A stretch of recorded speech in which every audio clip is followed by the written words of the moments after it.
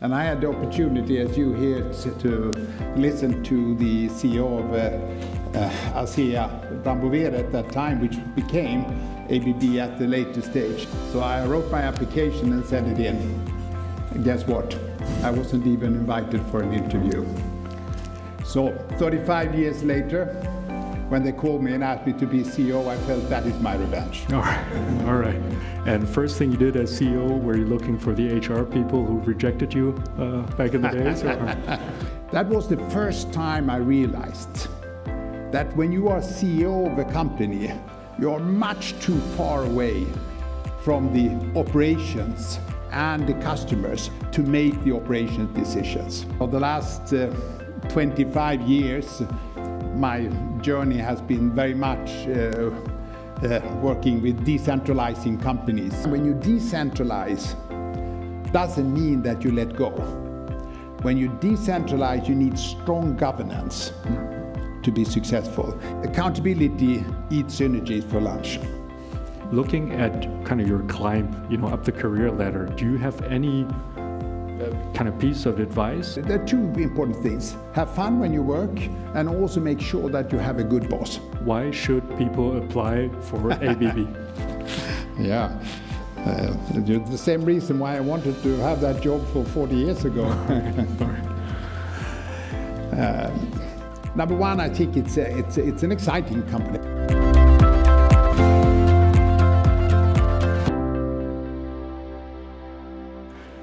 Dear students, welcome to the CEO Leadership Series. My name is Cheng Wang Li, and it is a huge pleasure to present to you the President and CEO of ABB. ABB is a leading technology company in the world in the areas of electrification and automation. It is also one of the largest industrial corporations of Switzerland and also of Sweden, with more than 105,000 employees worldwide. In addition, ABB is one of the most prestigious companies in the world and is a global Fortune 500 company and one of only 20 companies in the prestigious SMI index that consists of the 20 largest and most prestigious blue chip companies in Switzerland, and also one of only 30 companies in the equally prestigious OMX Stockholm index that consists of the largest blue chip companies in Sweden. Mr. Björn Rosengren has been CEO of ABB since 2020. He is without any doubt one of the most prolific and distinguished top managers in Europe and has, among others, received the Order of the White Rose of Finland from the President of Finland, the Gustaf Dalén Medal in Sweden, and has been named Leader of the Year by Swedish business magazine Affärsvärlden, as well as the most popular and reputable CEO of all of Switzerland by the Swiss newspaper Sonntagszeitung.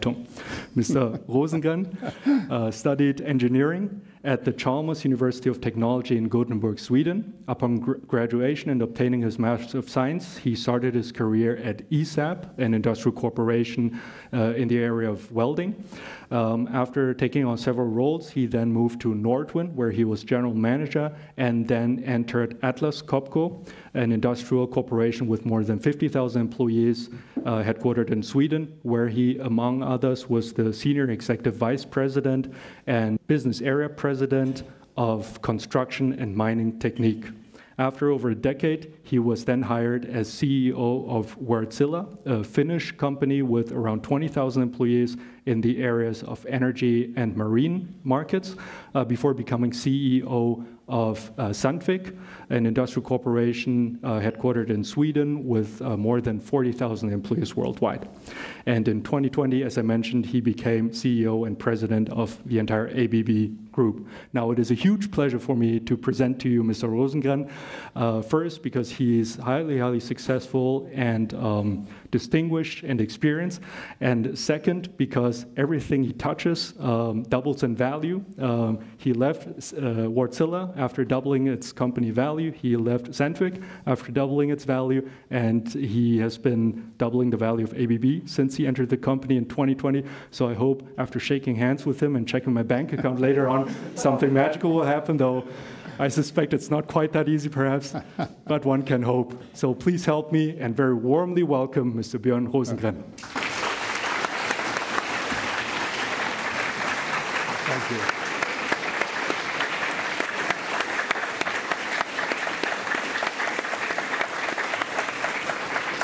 Thank you for such a nice presentation. It was a little bit too much, I think. But before we start, I tell a story. All right. Because I remember, time goes very fast, and I was the same age as you and taking my master's in engineering at the Chalmers University. And I had the opportunity, as you here, to listen to the CEO of Affärsvärlden at that time, which became ABB at the later stage. And the CEO at that time, Percy Barnevik, he was a little bit of a legendary in Sweden, and he was also the one who merged the two companies to create it. And he was very fun to listen to. And I was sitting in your stage there, and after he had made his speech, which I liked very much, where he was going to merge the two companies, I went home and I said, wow, this is a company I would like to work for. So I wrote my application and sent it in. And guess what? I wasn't even invited for an interview. So 35 years later, when they called me and asked me to be CEO, I felt that is my revenge. All right. All right. But I also tell my children today that are in your age that, never give up. You can always get another opportunity later on in life. So. All right. Great inspiration. So let's perhaps start with when you were a child and youth. So can you maybe tell us a little bit about your childhood and youth years? I'm a Swedish, like every other kid, and was living in Göteborg, which is the west coast of Sweden at that time. And I actually spent my first 25 years there. Went to school and had a lot of fun. A lot of sports. I've always been super interested in sports, and then. I went to school. All my friends went to business schools, and I was the only one going to the technical one. I don't know, but I think I liked technology in a way. And I ended up in the Chalmers University.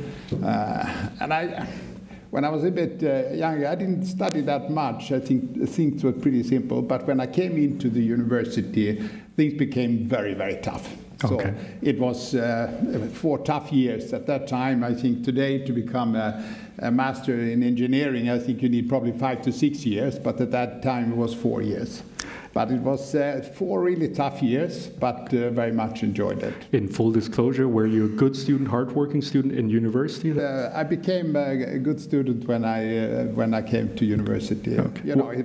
There was no easy way through. You just had, the first years was a lot of mathematics, almost only math during this time. It was a little bit like a shock for the most of the students, but after a while you get into it. I'm sure you're all aware of that start. All right. One quick follow-up. You mentioned you did a lot of sports back then. What sports?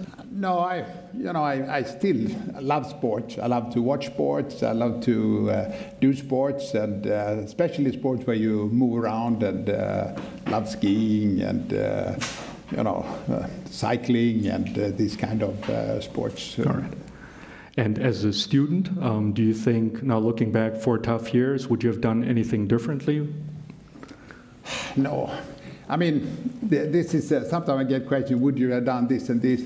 I'm a person that I normally don't look back so much. You do what you do. You can't change what is behind you, and then you go forward in life, and then you try to pick up maybe some experience from history. And when you make your decisions in life, which are numerous of them that have to be done, and if you have to be lucky at the same time to make a decision that takes you in the right place. Oh, okay, all right. After you graduated with a Master of Science degree, you applied, among others, at nowadays ABB, and then you started at ESAP. Can you maybe tell us a little bit about your time there? Yeah, when you have a, let's say, don't get the job at ASEA at that time and started another company, there's always something positive when you don't get, because you get an opportunity to work in a lot of different other companies, And I had a chance to work in many companies, as you said before. And many of these companies are global companies in different stages of the development and with different, strengths and weaknesses. And you had to get to know them and to work with them in different situations. So I think it was amazing learning skills. And, the last 25 years, my journey has been very much working with decentralizing companies, changing them from centrally driven companies, which many companies are today, maybe from my perspective a little bit, unfortunately, and trying to actually see how you can get some entrepreneurship even in large companies. Because, today many youngsters that comes out of university and so they want to be starting startups and where they can make their own decision, put in their own time and so on. And you want to be accountable for what you're doing and take the consequences out of that. So for me, it has been a lot of journey. How do you create these large companies? How can you get in that people get accountable and have the possibility to make changes? All right. Did this type of journey, did it start immediately in the first few years? No. Or when did that mindset come about? Yeah, it's also a good story. It was 1998. I had been running as a general manager with full P&L responsibility of a company up in the northern part of Sweden. I was, of course, looking for a job at that time in the southern part, but, my CV was not good enough to get the really good jobs. So sometimes you have to take a little bit of a hardship. So I moved up to the places where no one wanted to go. Right. And that was a great job, and I had a chance to be the general manager for that company with full responsibility for 3 years. And after that, my wife actually said, being up in the north is maybe not the most exciting times, for your partner either. And she was also working. She wanted to move south. So she actually wrote my application for a job as president of Atlas Copco at that time, as a division president. And I told her, these jobs, they don't put up in business papers, advertised. These are headhunters who pick these up, so they are probably only making some advertisement for them. In the end, I got an invitation for an interview. That one I had to do myself, and I ended up as division president there.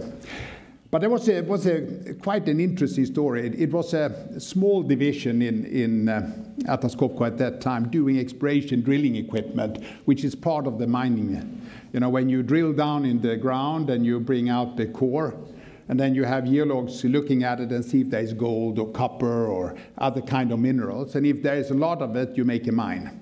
Or if you have a mine, you actually can verify your assets, what you have underground. This was a very specialized company. And I've been there for 14 days, and we were at one of these large meetings where all the top managers of Atlas Copco were. And I was, of course, very proud. I had become, one of 20 division presidents with full accountability for that business, even though it was small and not profitable. And at that time, we had a CEO. His name was Giulio Mazzalupi. He was Italian. He was very charismatic, and he was standing in the front, and he was talking about each of the businesses. So he started to talk about industrial compressors, which was the best performing business, and he was very proud of that. And then he worked himself down, division by division. And when he came half down, I was saying, this probably is not going to be so good, because my division is both small and very unprofitable. So he came the whole line, 19 division, and then he took a black chart and put a line on the wall. And then he wrote my division on the bottom and said, this bloody division has never made any profit, so it's time to sell it. You can imagine. I've been CEO or division president for only 14 days. So I was, both sweating and red in my face, and I went to my boss, who was the head of the business area, mining, and I said, why didn't you tell me? I could actually get another job in another company. Then he told me, number one is, I decide if we're going to sell the company or not. You go home and do a good job, and then we're not going to sell it. So I went home and I went out of that meeting, and I actually felt that I will never ever go back to a meeting like that and be on the bottom of that list. All right. No, it's a good incentive, I can assure you. And we got the team together, and we started realizing that actually the exploration drilling, which was originally done by the mines, actually been outsourced to contractors. So they didn't want to do it themselves, and it was the beginning of this so-called outsourcing boom. So there was different customer groups. So by being very strong with the mining companies around the world doesn't mean that you would be strong with these contractors. So we realized that being part of the mining community is not the right place to be. We need to focus on new customers, and we moved out of all the fancy headquarters, the quarters, sales offices from the mining businesses, and we focused on these contractors. These was hardworking people, not normally using any nice offices at that time. And we start building up, and we start getting, the better with the customers, and we start making money, and we cut out costs, and in the end, we start making money. And then question, why did I tell this story? That was the first time I realized that when you are CEO of a company, you are much too far away from the operations and the customers to make the operations decisions. Mm-hmm. Because you don't really know what is going on there, because it's abroad and you have all this big stuff. So you need to make sure that the people who's going to make the operational decisions need to be close to the customers. So us as a division by ourselves, dealing with customers every day, we know what we need to do to be successful. So getting the decision down to the divisions with full accountability actually makes the right people make these decisions. So the CEOs and the high management should concentrate on other things than making operation decisions. Since that day, I realized that this has to be the people closer to who needs to make these decisions. Since then, the next 25 years, I've been changing companies, moving responsibility, giving accountability to the people further down in the organization so they can make the change. And of course be rewarded for their efforts and the effect that they create. If you were to summarize a blueprint for us, kind of what are the main pillars of driving through such a change? I mean, is it, you mentioned incentives, you mentioned kind of allowing them to do certain things, but are there perhaps also some pitfalls that people need to pay attention to? Yeah, first I think what's important in a decentralized setup, it is creating accountability. And you'll be probably surprised, many of you, but accountability eats synergies for lunch. It is so important that the people are accountable, the meaning that you are responsible for your business, you are responsible for the cost in your business, and you're also getting rewarded for the improvement of the business. The second is the transparency. That you need to understand the business, you have to understand where you make money, where you don't make money. So you need to break it down in the company. So these fully accountable businesses need also be transparent, so you can actually see where are the strong parts and where are the weak parts. And the third part of it is actually speed, because everything is moving faster today. So you need to get the decision-making fast in a company. And if you have, instead of one person making the operational decisions, you have 20 divisions or maybe even 100 business units within the divisions making the decisions close to the customer, then you're really creating the speed that you need to be successful. What about resistance of people who in former times were holding more power? I mean, if you distribute power, that means some people that are closer to the customers, they will have more power, but others, they will lose some, right? And it's a very good question, and this was one of the big challenges when I came to ABB, I had, of course, convinced the board before I took the job that if they want me to join the company, they need to decide before that they want to go decentralized, moving the accountability out, because ABB was a very centrally controlled company. We had 20,000 people centrally, part of the decision making. And I said, it's no idea that you employ me and then I try to convince you for 1 year, because we lose a year. So you make the decision first, and then I can come in. And if you make that decision, I can help you in the process. So when we did that, we created the 20 divisions, which were fully accountable. We gave them full responsibility for their businesses.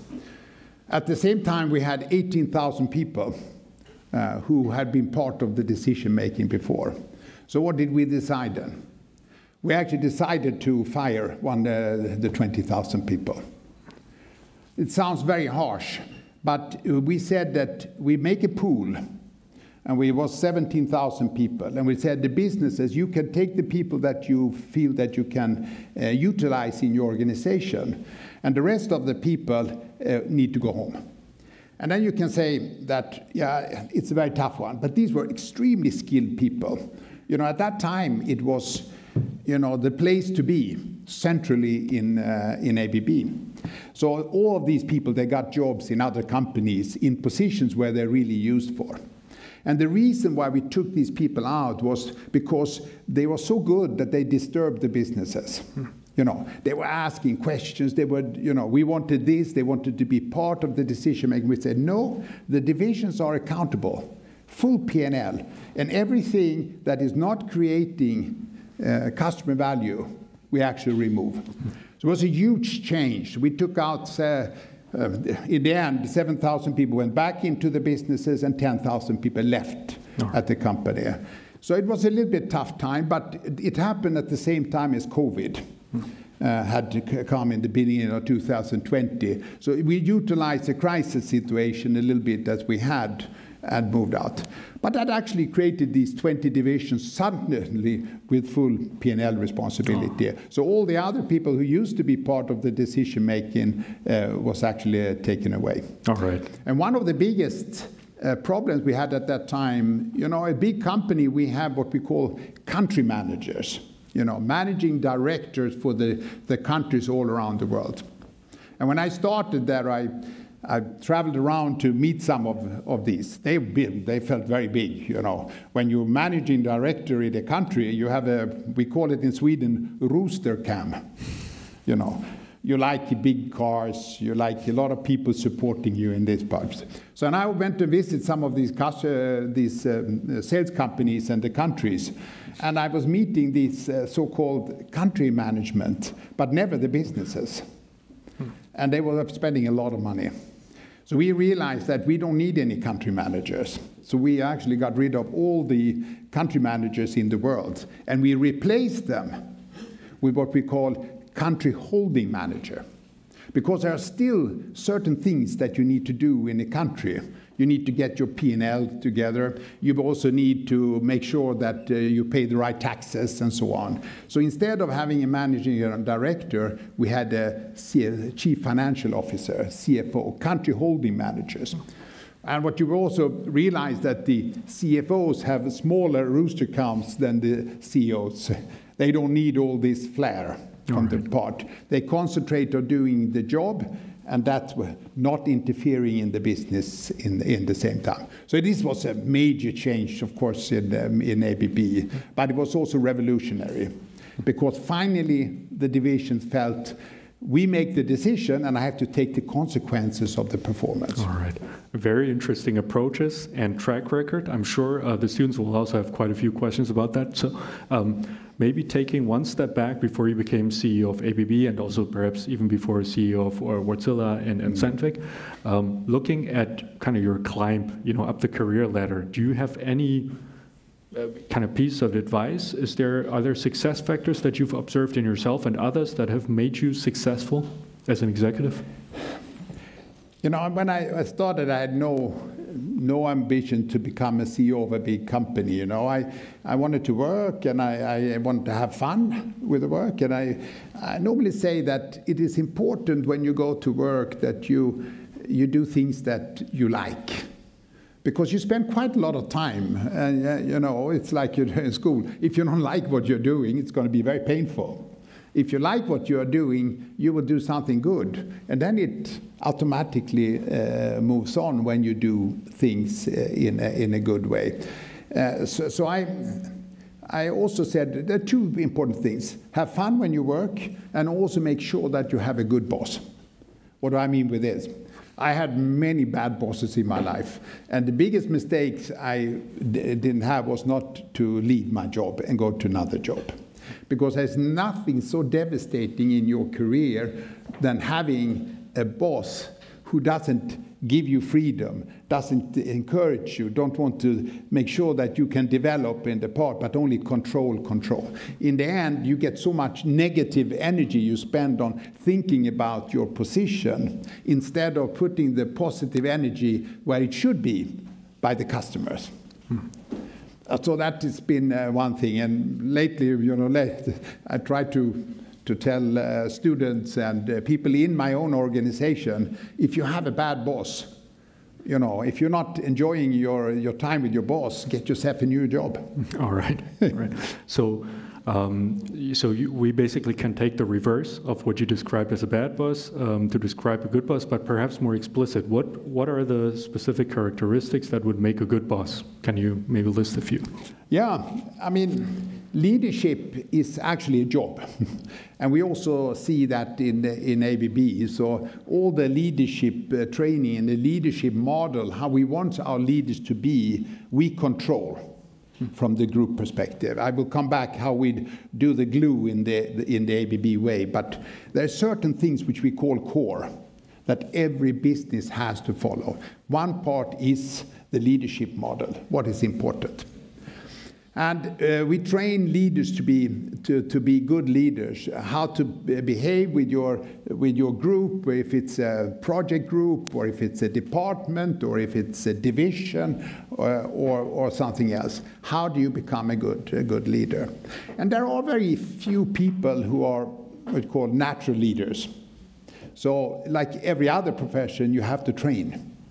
So we send people to training courses. And you have to be able to see yourself from outside. What makes people listen to you? What makes people fun to work for? And not to create that bad boss, as I said, that people want to leave or creates negative. Because if you're a bad boss, the result that you create with your group is not going to be good.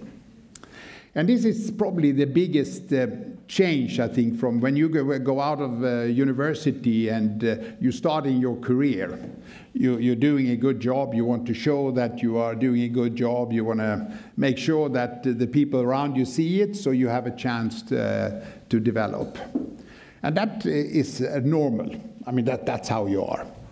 But the same day as you become manager, it is what I call the unnatural act of management, because then you suddenly is not being evaluated what you are doing.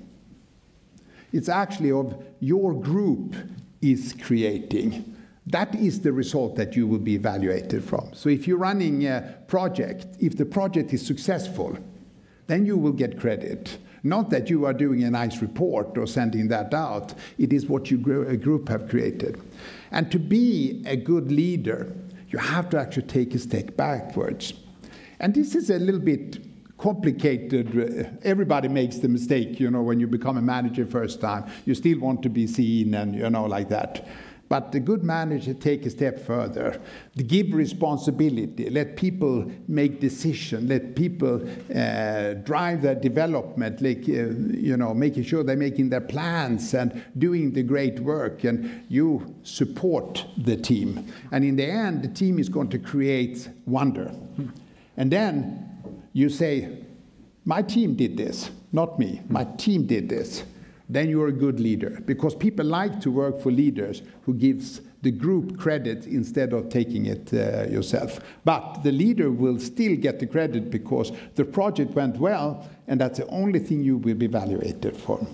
And this is a big change for most people who get the leadership role. How long did it take for you, this transition process from being a good employee to a good leader, team leader? Yeah, no, I think we all make these. I think almost everyone in companies makes the mistakes. You come in and you are ambitious, you want to be seen, and suddenly you realize that the people, from feedback and from training classes and so on, said, yeah, but it's not so fun to work for you.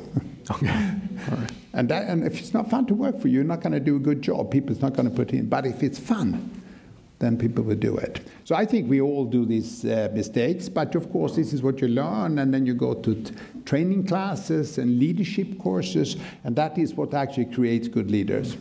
When you take a look at your leadership style and the leadership style kind of that is being trained at ABB, but also the decentralized kind of approach of organizations, I wonder, there must be differences, especially for a multinational company, depending on which culture you're in, right? There are some cultures, let's say Asia perhaps, where it's more hierarchical and so on, more centralized on average. So how do you deal with that?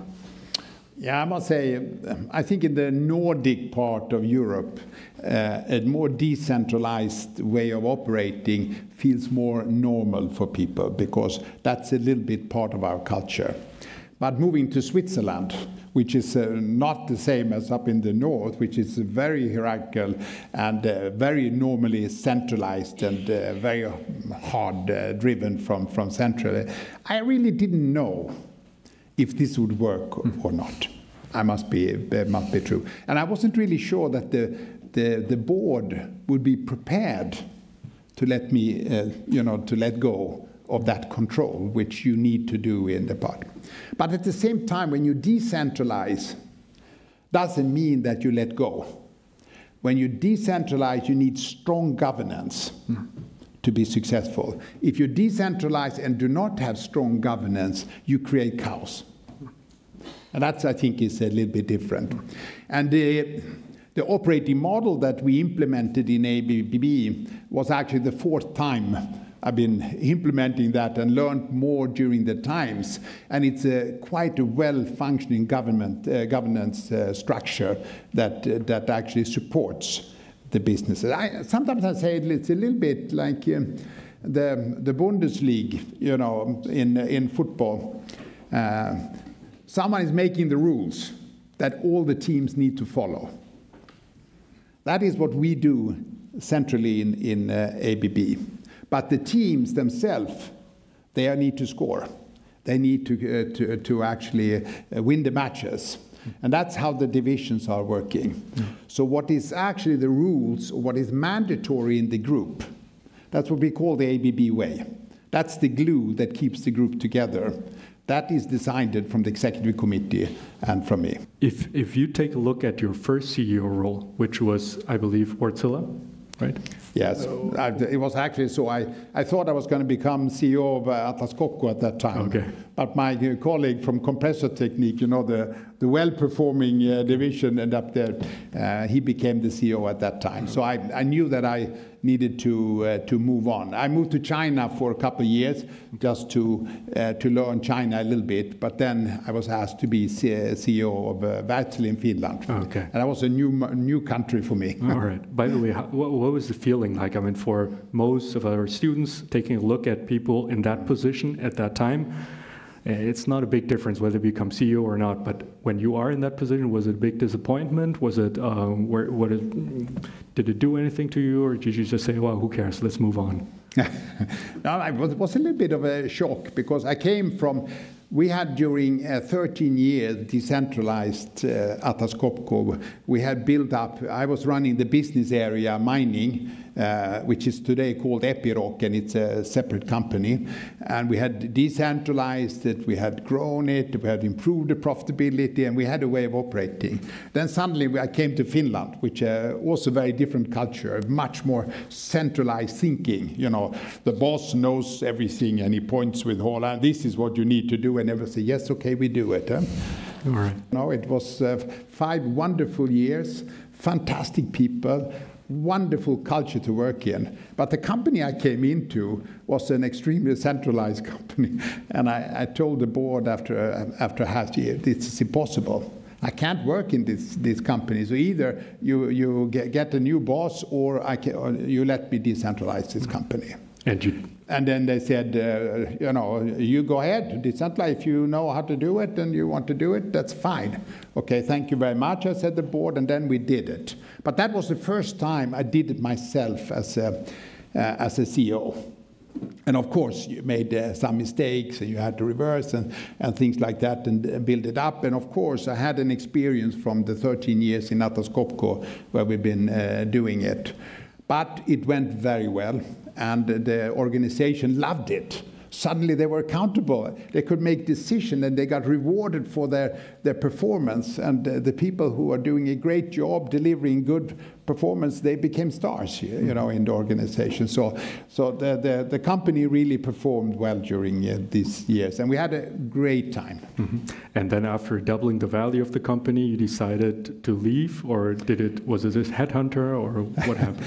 No, I was actually a colleague from me from Atlas Copco, who was at that time running a company called ABB. Maybe someone heard about that, making all the keys around the world. He had become CEO there.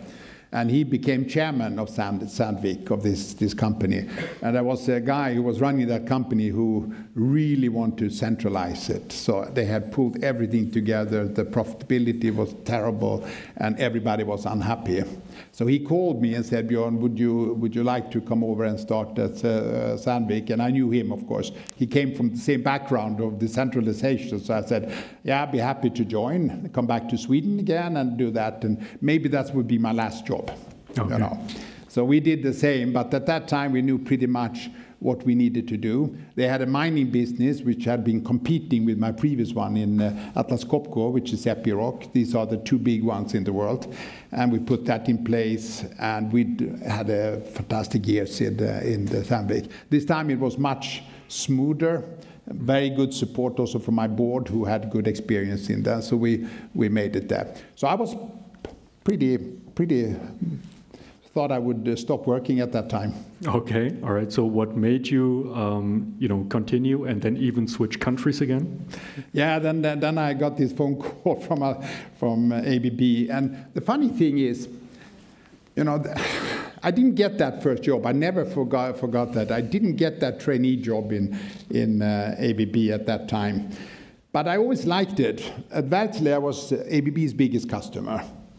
At Sandvik, we were a big supplier to them, and I was also a vice chairman of Danfoss, who was a big competitor to ABB. So I felt that the company has been around me, and had in my job in Sandvik, my CFO came from ABB. One of my business leaders came from ABB. So this ABB had been in my head during my 35 years in business. So when I got the question, I said, wow.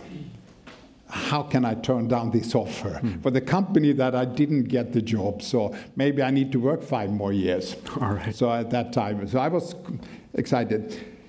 So I always liked the technology of ABB, and I always liked the people of ABB. It's a certain culture which has been very strong. But I was also a shareholder of ABB since 2010, because I like the technology and I like the people. So not a big share, but I always, some savings I put into different companies that I like when I think the technology is fine. But ABB was my worst investment during 10 years. So I like the technology, I like the people, but how the hell is it possible that this fantastic company cannot create shareholder value? That was the big question mark I had in my head. And I said, that's a pretty good challenge.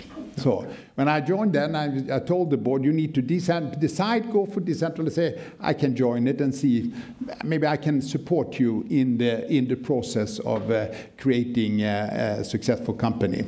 And they said, yes, we go ahead, and then we went on. And of course, now 5 years later, I don't regret it. And first thing you did as CEO, were you looking for the HR people who rejected you back in the days? Or? That was quite funny. It was, yeah, it was, you know, it was really funny because the Percy Barnevik, who I'd listened to there, who was both the CEO and the chairman for a long time, he was actually the honorable chairperson of Sandvik. You know, it's a small business community. So he told me, and he actually left ABB with a very bitter taste. Maybe you remember that. He got a pension bonus of 100 million, you know, back in 2000. And he became hated in the whole, I mean, everywhere. Media killed him. All the Swiss people, because the company was not doing good at that time, and it was built on a long-term incentive program, and he got, you know, like 100 billion in a long-term incentive, and that was not accepted. The society said, no, we don't like that. So he was actually fired from that position, and he never came over that. So he didn't like ABB afterward. He didn't feel that the board had treated him in the right way. So he started from hand to hand one of these help organizations in India, where he took all his money and where he loaned out his wealth to women in India. Never to men, because they go and buy drinks and party for that. But the women, they are much more careful. They started their businesses, and it's called Hand in Hand. It's a very successful organization today in India, where he lends money to women to start businesses. Oh, okay. It's so he did a good job. But he never came over the ABB thing at that time. Oh, okay, all right. When you started ABB, decentralization was a big topic. What are the other goals that you had back then and that you still have today? Yeah, but for me it was more important to say that when I looked at ABB, I said there's few companies in the world that are so well positioned in the market, where you're strong in electrification. You know, 140 years ago, everything needed to be electrified during the first industrial revolution. You know, when you decided the three-phase system, the alternate currency, connecting many industries to one power source, delivering energy over long distances, that actually made the difference from what we have today. Today, 140 years later, you know, some of these innovations that were made 140 years ago, like the combustion engine, steel making, you know, in big quantities, is today the source that is creating the challenges for the future. And one of the most important tools to overcome these challenges is actually electrification. So again, 140 years later, electrification is one of the most important tools to decarbonize. So it's a quite, you know, there's few companies that are so well positioned in this area. So from that perspective, it felt that, wow, can I be part of this transition? Mm-hmm. All right. So decarbonization, sustainability is a big topic. It is a big topic, and I think one of the most important things was then when I got the job, I visited a lot of investors and analysts. Analysts are the one who goes through the companies, writes reports, and gives to investors. Says this company is worth this much. This company is worth this much. And I asked them. You know, CEOs always talks to investors and to analysts. I asked them, why don't you like ABB? You're not buying our shares. And they said, we don't like underperforming conglomerates. I said, you don't like underperforming conglomerates? Of course, I knew ABB was underperforming because my share price was pretty lousy, but also that conglomerate. So we went back again and says that we have to, is ABB a conglomerate? Yeah, probably a little bit. You know, the classic conglomerates are GE, Siemens, you know, all these companies that have been, and ABB was in the same ballpark. So we said, we need to figure out what is the purpose. Why do we want to keep the group together? Why not just split it up in all these companies and sell it off and off we go? but we said there must be a purpose why you keep the group together. And we spent, and this was a very exciting time, we spent almost a year in trying to define together with all kinds of stakeholders, our employees, customers, investors, society, to talk, what do we want to accomplish with ABB? Why do we keep it together? And we came to a purpose that we said, ABB want to enable a more sustainable and more resource-efficient future through our leadership in technology, in electrification and automation. That is what we want to do. We want to help our customers to change, to be more sustainable. That must be the most important job we have. Then we went back and looked at our 22 divisions and said, which one of our divisions supports our purpose? And we came to the conclusion that it was only 19 out of 22 that actually supported the purpose. So I had committed myself to the investors that the one who's not part of the purpose, we should exit. The worst thing that these were the 3 best performing divisions in ABB. So it was a little bit painful. But at the same time, we also realized that it's much better to sell well-performing businesses than underperforming businesses. So in the end, you get good paid for it. The first company we sold was a ball bearing company. We sold it to a US company for 22 times profit. It was the highest price that any mechanical company ever sold. It was a very good performing one. The second company, Turbo, big turbocharger that sits on engines, on power plants, and but also on ships, to get a little bit extra power in the combustion engines. And we said, this is a fantastic business. They're making 26% EBIT margin, and they have 75% service. And when I was in Wärtsilä, I was the best guy. I loved the product. And then we said that there is no one who can buy this company who can pay what we want to do for it. So we decided we put it on the stock market instead. So we gave it to the shareholders. So we said for every 20 share you had in ABB, you got 1 Acceleron. Today it's called Acceleron. It's on the Swiss stock exchange. And it went on the market for 15 Swiss francs. Today it's trading for 37. It's been the best performing stock on the Swiss stock exchange for the last 2 years, much better than ABB. So the one who kept these shares, the shareholders, some of them sold it. Some of the American funds said, no, we don't want that. It's not sustainable enough anyway. But the one who kept it made a fortune. So it's really good. And then we sold. After that, we said all the divisions in ABB is actually supporting our purpose. Mm-hmm. And then, since then, none of our investors have told us that we are a conglomerate. Okay. And that's a big change. That's when you start seeing the share price moving in the right, because they like to invest in focus companies. Mm-hmm. All right. So how would you describe ABB today then as a company?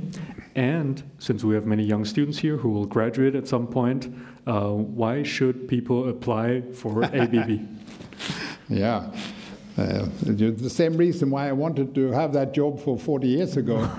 All right.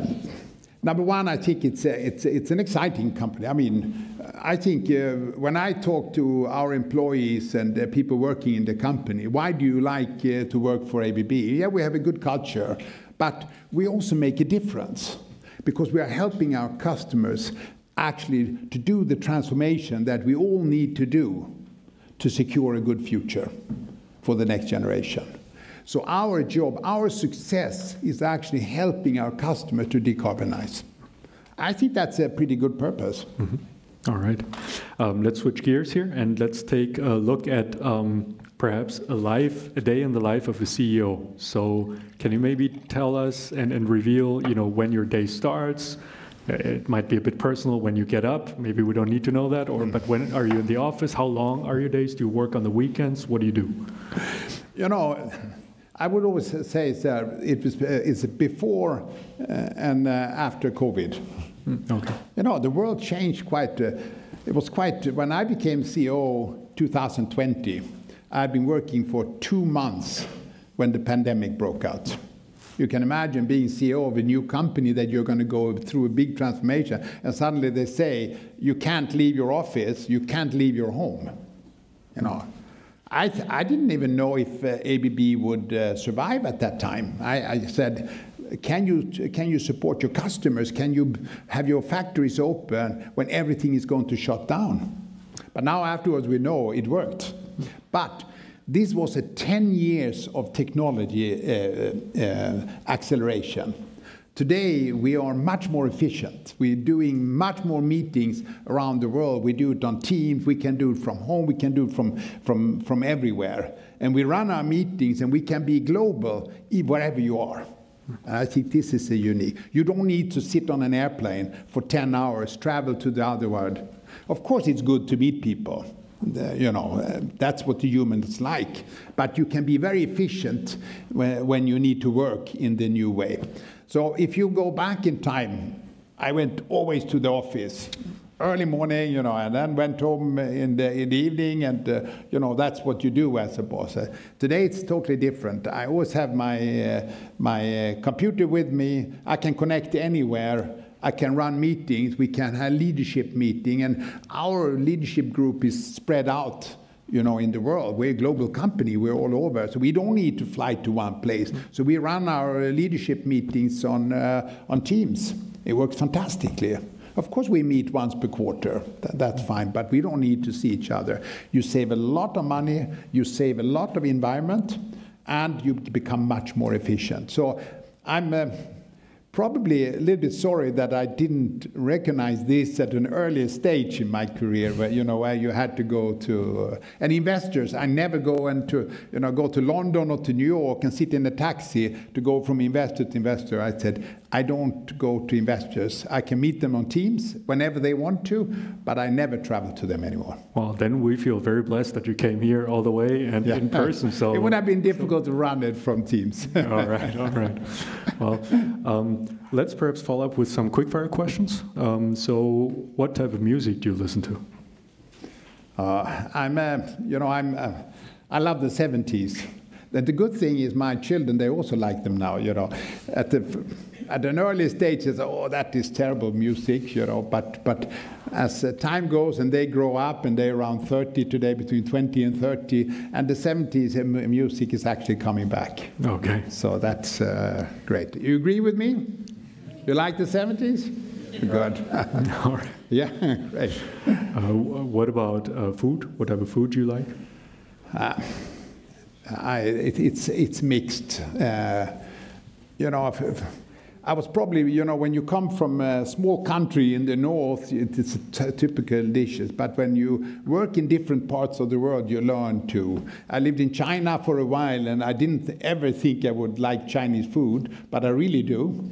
I like the southern Chinese food better than the northern Chinese food, but it's great. I like Japanese food. You know, raw fish is fantastic, but meat, of course, I like also. You know, fish. If you go to the Swedish west coast, you have crayfish and the shrimps, and then maybe a little schnapps to that. It's not bad. Any hobbies you pursue? What? Any hobbies that you pursue? Yeah, I've been sailing my whole life, and I started with small dinghies, you know, like this part, and I've been racing sailboats my whole life, and I continue to do that. I think that's fun. I like to ski. I think that is fantastic. When you live in Switzerland, you have the easy access. From where I live in Zurich, it's 1 hour to the best skiing in the world. All right. In Sweden was different. You had to drive 7 hours to get to the snow, the good snow. But here it's fantastic. All right. And any books that you read, any genre, any book recommendation you have, perhaps for us? Yeah, I read a lot of books. Mostly your romans, how do you say it in English? In novels and romans, yes. And I think the latest one I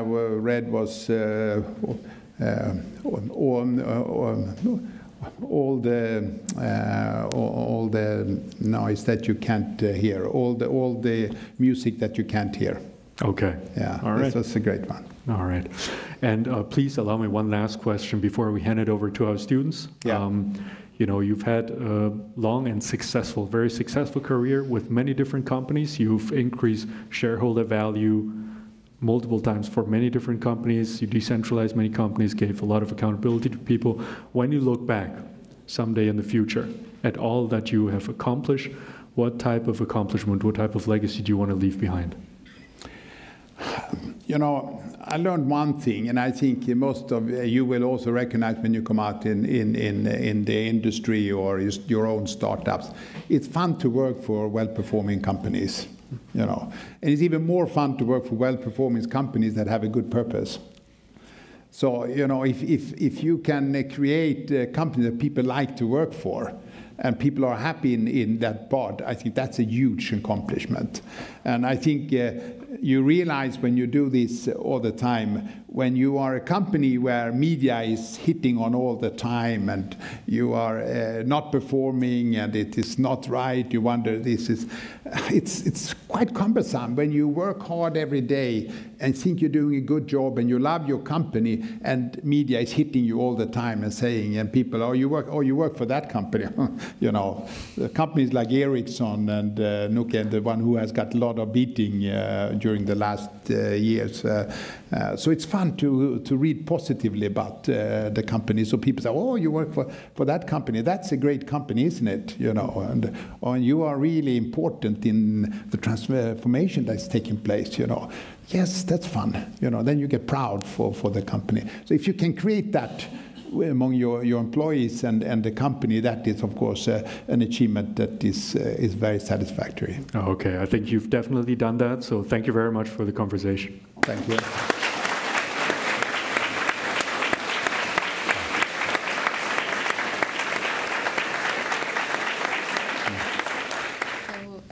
Hello, my name is Sarah Nauber, and I would like to know what was your most difficult decision as a CEO or leader, and how did you solve it?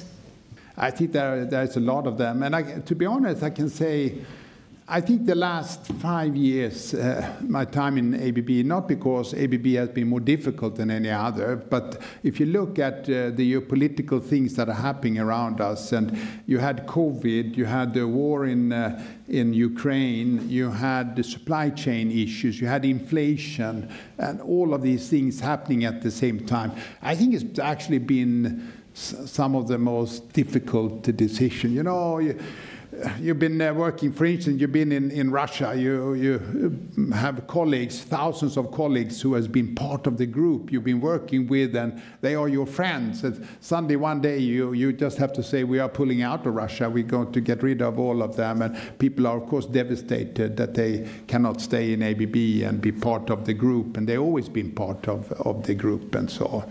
And because you have a leader, you know, that have destroyed a lot from that part. But these kind of things is painful, I think. Hi, my name is Sirin. I'm studying entrepreneurship, and my question is, how do you manage to balance your professional role with your personal life? I think it's a very important question, and this is also a little bit advice to all of you. I think it's you need to have both a good working life and a good life after work. You need to spend time with your family and friends, and to have that part of your part.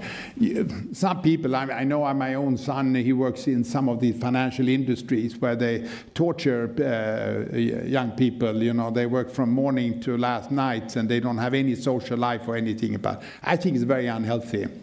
I even get sometimes angry with some of those corporate finance companies, and I tell them, because they treat their employees in such a bad way. You know, they have to work and can barely sleep, and they lose weight, and you know, they get white in their faces because they work and tired. So I actually told them, you have to sign a paper that you let your employees in the group working for us is going to be to be free on the weekends. You know, they were a little bit surprised that I said it, but I think it's important. We want to have people working for us that are taken care of in a good way. So I urge everyone to make sure that you don't spend all the time there. You need also to have your balance in life. It's the only way you're going to do if you're going to survive and feel good and enjoy your time in life. Otherwise, you will regret yourself when you get older. Hello, my name is Karen Fendrich. I'm currently doing my master's in business management here at IHAX. And thank you for being here today during this weather. My question is, what leadership principles do you consider essential for successfully leading ABB and maybe also other companies during this time of rapid technology change? Mm-hmm. Thank you.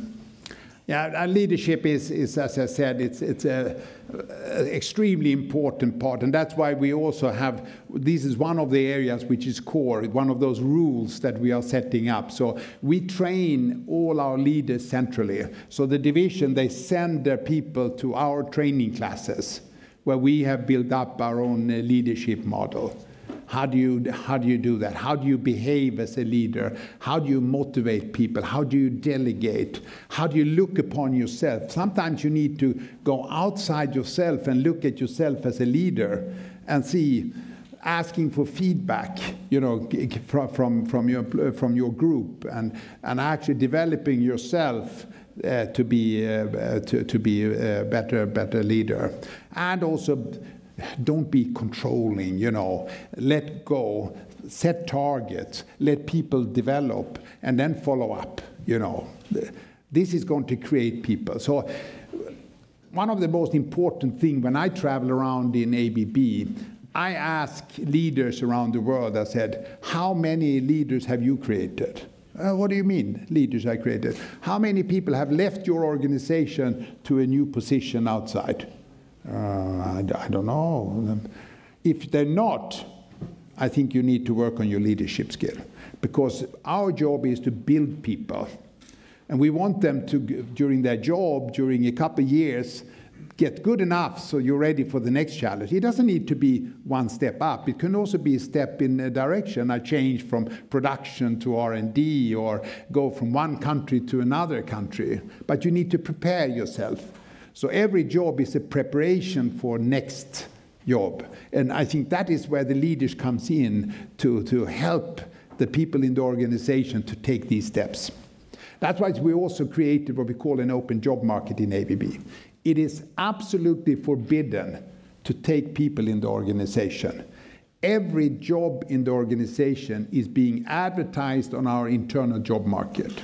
So you have to write in the advertisement, if you want to employ someone, you need to write, you know, the jobs, what's required, and then anyone in the group, if you're sitting in China, in Brazil, in Zurich, in Germany, wherever you are, can see this job is there and write an application. So you don't get any jobs. We don't have any career planning. We help people to develop, but you have to apply for every job. And today, about 80% of all the jobs we have in the group are actually coming from internal, where we have, you know, grown up in the company. And now, maybe some of you know that I will go in pension this summer after the 5 years that I committed. My replacement is one of my business leaders, Morten, will take over. And his position as head of the electrification part of ABB went into the job market that anyone in the group could apply for. And now we have picked someone in the organization who got that job. I think it's a fair way. It's a good chance to give opportunities for everyone. Despite gender, culture, background, it's your skills, it's your abilities who should determine if you should have the jobs. And then I don't have 100 people sitting outside my door trying to you know, make themselves known for me, so I will give them a good job, because it wouldn't help. Because it's the people who are recruiting who makes the decision. It's a decentralization also of that. This is super important in the decentralized organization. My name is Burak Aksoy. I study entrepreneurship, and my question to you is, if you could have dinner with 3 random people of the world, dead or alive, who would you choose and why? Probably with my wife and my children. Those are the ones I like to have dinner most with. There are a lot of interesting people around the world, don't misunderstand me. I have a very big respect for entrepreneurs. And that's why my last 20, 30 years been actually, trying to develop large companies to be more entrepreneurial driven. That is the most important. That creates a lot of energy in the organization. So I think it's super important. And there are a lot of exciting entrepreneurs in the world, of course, that thinks different and have been very successful. But I wouldn't pick any of these. And I can tell you there's a lot of entrepreneurs inside many of their organizations that are not so well known as the people that sometimes get the headlines in the newspapers. So, hello, my name is Cornelis Merklein. I do study business management, and my question is, what was the most important and interesting person you have met? Most important?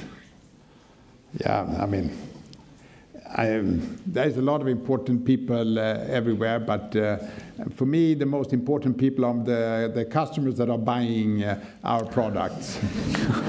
They are the most important. We make sure that they are get the value, and we can help them to become more productive and more sustainable. If we can manage that, these are the most important people for us. Hello, my name is Kazi. I'm studying management. Thank you for your time today.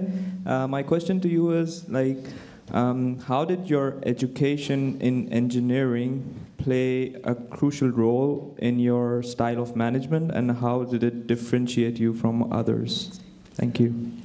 I mean, I studied mechanical engineering, and I like technology. I think that's been always been curious about that. I don't think it have had much importance in my management style. This is something that has grown during my career, I would say. But what I think was important with universities, and you all know that sometimes you get assignments that seem to be impossible to solve, and in the end you solve it. So there is nothing that is impossible. I think that's what you learn. When you see it before one of the semesters, said, my God, am I going to go through this? Am I going to manage this? Am I going to be successful on that tentamen? Then I would never do that. And then in the end, you are successful. And you manage to get yourself through. And I think that's probably the most important thing you learn in university, to tackle challenges, and then you solve it. Sometimes you do it in a group. Sometimes you do it alone.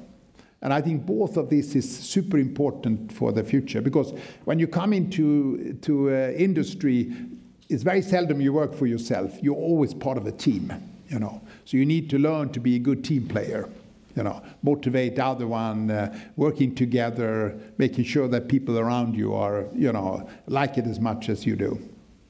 Hello, my name is Bavia, and I'm a TUM student. So my question is, in regards to decentralizing the company, did you face any difficulties at first? And could you tell us a bit more about the decentralization process?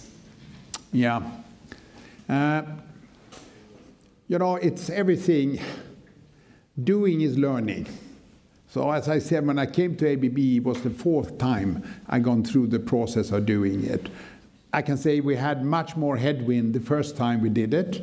Didn't know how people were going to react. After a while, you see how people react. Where are the, how do you need to build your governance part? Because I said from the beginning, decentralization without governance is chaos. You don't want to create chaos. That's pretty clear in a company. So you need to, at the same time that you're moving the responsibility out, you need to have a good governance over that. If you can build that up, the same way, how you drive performance management, how you way operating, budget process, I'm sure you're learning that in school, something that you do. We eliminated the budget process. Instead, we go with rolling forecasts. So we don't never make a budget. Every quarter, every month, we do rolling 5 quarters forward in the target setting. And much more efficient, instead of spending a half year trying to put a budget together for a company, and then 2 months later, because something happens in the world, you can put it in the drawer, it's not valid anymore. So you need to change. You have to create a structure in the way you drive your governance that it changes all the time when the world changes, because the world changes all the time. Hello, my name is Mohammed from MIM2. My question is, as CEO and father, how would you describe your leadership and or management philosophy, and how do you reflect this philosophy in your business life and your family life? Yeah, I mean, it's been a long journey also for me. I've been in business for 40 years, and I have been for 30 years of them. I've been running companies and parts of companies with full P&L responsibility. And I made all the mistakes as a leader, controlling, trying things that I should be the smart ass, trying to make decisions and things like that. But I also learned during period, both through training, but also seeing how things work. When I'm in a certain way, when you delegate, when you get freedom, when you trust people, and so on. When you start really doing this, trusting does not mean let go. Because in the end, you always follow up. You need to, it's like a governance that you need to do. But you need to let people themselves, don't tell people what to do. Tell them we need to come to here. And then you tell them instead, how are we going to get there? And let them figure it out. And when they figure it out, they're so motivated to get there, they will get there. And I think this is the type of leadership which is important, which I also learned. So for my little leadership team, which is the executive committee, they feel that they have a lot of freedom. But I can assure you, I follow how their organizations, how the company develops, how the businesses are developing in that part. I travel a lot to customers, and the first thing I ask my customers, how are we performing? What's good and what's bad? And the customers is like a mirror. They tell you, first thing they tell me, this is good, but this is catastrophe. The competitors are much better in this, but there you are good, and so on. Then I can go back. I never travel with the leaders of the divisions and the business areas. I do it myself. And then I come home, and then I call maybe one of the leaders, and I said, I talked to the customers about this and this. Maybe you should take a little bit deeper look at this area. I think we have some issues there. And why don't you do that, and then come back to me, and then we can discuss it again, and so on. Much more let people themselves find the route. And if you support and try to support the leaders as much as you can, without telling them what to do. Can I follow up with a personal question? Yeah. Since you mentioned as a family man as well, I mean, with children, does that work? Or would you say, no, during puberty you need a strong hand, and then it's, I mean, a strong, not physically, but in a strong, no, I mean, not physically, but a strong You should voice. ask my children, maybe I'd get a totally different answer, but no. No, I think I, in an early stage, have let them be pretty, but also make sure that, even if you let go and you give a lot of freedom in the part, but you of course also follow up that things are developing in a good way, as a parent. But I don't tell my children what to do. Of course, I wanted my son and my daughter to become engineers, but none of them wanted to be engineers. Okay. So they didn't become engineers. But that is, one is creative and the other one is a finance person. So and we all have our parts, and it's like I said from the beginning, you have to love what you're doing. If you love what you're doing, you will be successful. If you do it just because you will not be successful. Hello, my name is Nikola Torbica, and I would like to ask you, How does ABB position itself to meet the increasing demand in renewable energy technologies in the future, and where do you see your business in like 5 to 10 years? Thank you. Yeah, I mean this is core. I mean you're coming right into the part of the business. As I mentioned, you know, the purpose of our company is help our customers to transform. And we have customers, big process industries. We have oil and gas industries. We have pulp and paper. We have battery manufacturers all over the world. And all of these companies are today in a journey to transform. And our job is to help them to move away from fossil fuels to other type. It can be renewables, but it can be other type also, and electrifications. You know, and electrification is we replace big gas turbines in companies, you know, where they've been using before, and put in large electric motors that you connect to the grid, for instance. We help them to make their operations much more efficient. So even if you are using fossil fuels, you maybe use half of it or a third of it. So you have less fossil fuel. So this is a transition. And every company in the world today have tough governance on their development when it comes to sustainability. You know, you need to be delivering financially, but you also need to make sure that you deliver on sustainability side. There is not one side anymore. You need to be, if you're not, the investors are not interested in you. They go in and look at your financial performance and then look at your sustainability performance. And then they grade you. They are grades all the time. And then you have different funds, investors. They don't like to buy companies that only do financial and are doing bad on because in the end, these companies that are doing bad on the sustainability side will not be the successor of the future. So they look at from investment perspective. The companies that can manage this transformation in a good way, they will be successful tomorrow. So we look at our own operations and we say that if we're going to help our customers to decarbonize, but also to transform, to become more sustainable in everything we do, then of course we need to show that we can do it in our own operations, in our own factories around the world. So we set very, very high standards. And of course, we look at our own scope 1 and scope 2, that's our own operations, and we look at them and we have very, very tough targets to be net zero. So we will be totally free from fossil fuels by 2030. And we're almost there, to be honest. Hello, my name is Mikhail and I'm also from TUM, so I have a question about robotics. So what future trends in the field of robotics do you see the most important, and what trends do you anticipate the most? Yeah, so basically that's it. Yeah, robotics has been part of ABB since the beginning of the 70s.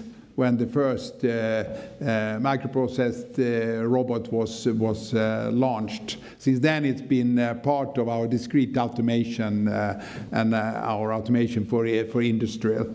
It has had enormous growth. This business is growing over a business cycle approximately 10% globally. In Europe, about 7%. China is today 50% of all robots that sells in the world are sold in China today. So that's where you are automatizing more than ever. And of course, when we look at the demography of the world, you know, it's more difficult to find work labor today. But you also need to make sure that the operations are working 24 hours. So you need to have robots and other automation equipment to make sure that the operations are being efficient and drive. So this is a growing market and will continue to grow. For this half year, it's been a little bit more challenging. As maybe some of you follow that the automation, discrete automation, has a little bit of a slump, but everything goes up and down and it's going to pick up again. But it's a big competition also because it's an attractive product and a fun product to work with, and a lot of companies like that. Before it was only Western, Japanese and Western. Today there are a lot of Chinese robot manufacturers also that are becoming very, very competitive. Hello, I'm Amanda from TUM, and my question is, what do you think of the potential of generative AI in the supply chain management? Well, more specifically, I would like to know in the automotive industry, and if you could evaluate it from a scale of 1 to 10. Okay. Generative AI is actually becoming important everywhere. So it is in everything from making offers to customers to evaluating suppliers or to make your own operations more efficient, but also in the products, like in robots today. They are self-learning and becoming more efficient in the way they operate. So we have today, being decentralized, a lot of people ask me, how do you do with generative AI? Because most companies do something centrally in this part. What we did actually was quite simple. We said we let it go out in the part. We have one person who is a little bit of a genius in AI. We made his thesis in robotics for 30 years ago and been working with this all the time. But when you let it go in the organization, there are so many projects. So we created these working groups where different divisions and different functions are looking into good solutions. And then we say we steal with pride. So if someone is doing something great, the other divisions get access to what is being done, and then it's being implemented in other parts of the business. And this is both driving efficiency in the company, but also to develop the products. We make today AGVs that goes around, delivering goods, which are all the time reading where people are and the environment and finding the same route. You don't need to have any magnetic bands in the ground anymore. So that was actually a company that we bought from ETH in Zurich, from the technical was young students who had created this three-dimensional AI navigation systems, which we now implement in all our robots, which is fantastic. We paid a lot. These students made a lot of money because we paid a lot of money for that company, but they also created a lot of value for our products and for our company. Hi, my name is Mark Gallisch. I'm also a student at TUM, and since you said you've worked in China for quite a while, my question is, what would be what would you see as the most the biggest cultural surprises, or I don't know how to say it, or what were the most important takeaways for you while working in China compared to Switzerland or Sweden? It is, of course, every part of the world is different, and there are different cultures, and being part of global organizations, you have possibilities. I had a chance to work in different countries, and if you get opportunities to end up in bigger companies and you get the question if to work in another country, another culture, it's a fantastic experience. And of course very important then in your coming career, because all this experience you put in your backpack and you bring with you in your jobs. China was a big change. I was in China during a very good time. It was 2010, 2011. That's when the GDP was growing 11-12%, and everything was just booming at the part. They had the World Exhibition in Shanghai, where I lived at the moment. They had turned off all the coal power plants because they needed to have clean air when all the visitors came to the world. So it was a fantastic time. But it is, of course, a different way of doing business, a different doing culture. And what we did at that time, and what my objective for moving to China was to create a China strategy. And we made a different strategy for China than the rest of the world. And when we have more time another time, I'd be happy to talk about this, because that laid the foundation for how Atlas Copco later create, which today has 23% of the sales in China, which is quite big for being a Western company. But it's a different way of doing business in China than in the rest of the world, if you want to be successful. Hello, my name is Onurcan Bıyıklı. I study my master in business management. You mentioned that you were scared for the first pandemic. So what would you do differently in a second pandemic? Yeah. I think hopefully we have learned something during this time, what to do and not to do. If it comes again, and if it's not a pandemic, it's something else. I don't think anyone was thinking that it would be a pandemic where you close down the world. So next time it will be something else, I think. Then you prepare yourself for the same thing coming, but it never comes again. It will be something totally different that you're not prepared for. So I think that is looking back, I don't think we did. We at that time, we were very important to let the different countries, because the whole world was different. In certain countries you really shut down, and certain countries were more. Sweden was pretty open. Was not so much. You couldn't go to restaurants, but more or less otherwise there was no difference.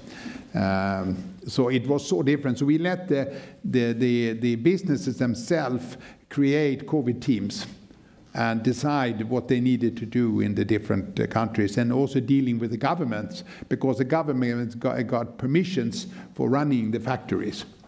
Because in some places, if you got a lot of COVID cases in the factory, they closed your factory.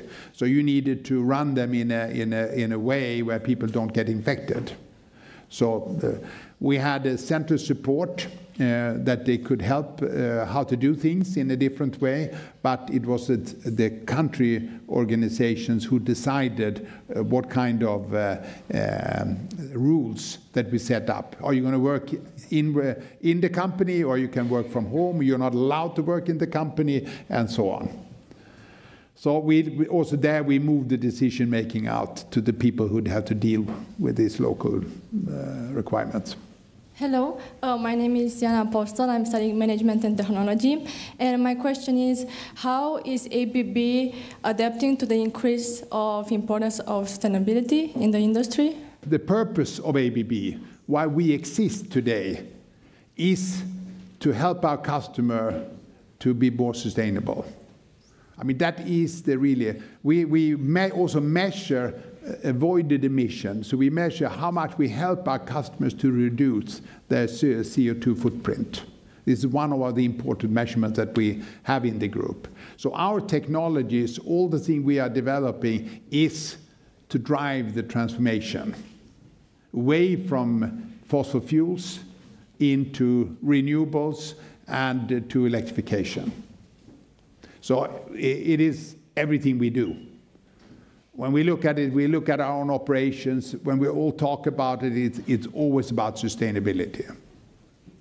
So it's really in everything we do in ABB. Hi, my name is Sandra Frey from TUM, and I actually know the company ABB from motorsport because you are like the title partner of Formula E. And I was wondering, in what way does such a partnership make sense for a company like ABB? And are there also some technological benefits arising from that partnership? Yes. Yes, it is. We are also charging partners. We do EV charging as we are the biggest in the world on making these chargers around the world. But I think when we decided, it was actually ages, it was actually before my time, that we would be partner, because at that time electric racing, like EV, Formula E, is a symbol for electrification. So it was more a platform for us to bring customers to see how important electrification and what you can do with electrification.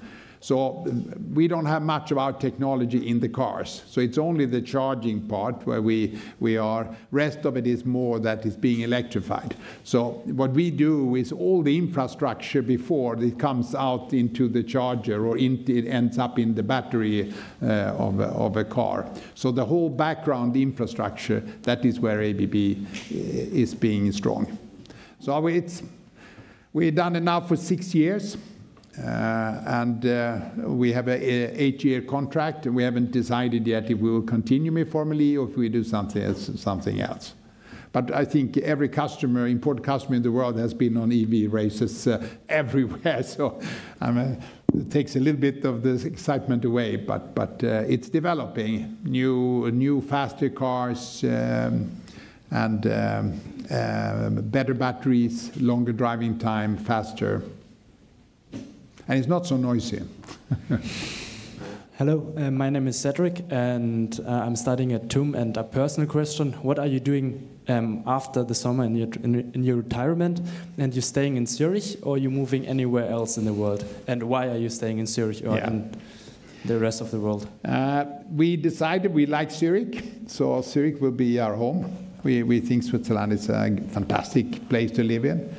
I'm in the phase of deciding my future, and I will not have any more operational roles. I will own my own agenda, which is looking forward. It's 40 years someone else decided what I'm going to do all the time. So I'm looking forward to that. Today I work with a private equity company, EQT, as a senior advisor. So all their investments, we are a small team that need to prove them before they are being done. So that's one of the part of, it's not a full-time, but it's a lot of fun. It's new areas, new businesses, mostly in infrastructure. And you have to try to get yourself in and to understand. And they are very professional in all the investment material they are making, and quite exciting. And I can invest a little bit in these companies also. It helps. So no retirement? Like no retirement? No, but it's different when you become, if you become a board member or a chairman of a company, you're not operational, you're not locked in. Of course, you will work with companies and you will support and you have your board and so on. But that is totally different from running a company where you are 24 hours a day, every day per year, have to be available and to make sure that the company is doing okay. So I'm looking forward to a little bit different life. I look happy, don't I? Hello, my name is Vuk Mitrovic, I'm a TUM student, and my question for you is what sets ABB apart from its competitors in industrial and technological sense? Thank you. Yeah, I mean we are, as you know, in electrification and automation. We are both in process automation and in discrete automation. On the discrete side, I would say that we are strong in the robotics, but we are not so strong in PLCs. In that, I think Siemens is much stronger than us there. We are very strong in electrification, in emotion, electric motors, drives, and that building the whole infrastructure, good in medium voltage. We sold our high voltage business. So I think in our 19 divisions we are today, we are number 1 or number 2 in the world in each of the business that we are operating in today. And we are, I think also from financial performance, I think we are aligned with the best in the markets today. So I think focus going forward, we always look at our businesses, we give them a strategic mandate, stability, profitability, and then growth. So there is no idea to grow businesses that are not profitable. That's destroying value. So fix the business, make sure the profitability is in line with the best peers in the market, and then focus on growth, both inorganic as well as organic growth. That's our principle. That is how we work. Today, between 70–80% of our divisions today are in growth mode. So they have a strategic growth mandate. That's how they build their strategies. Thank you very much for the wonderful visit. Thank you.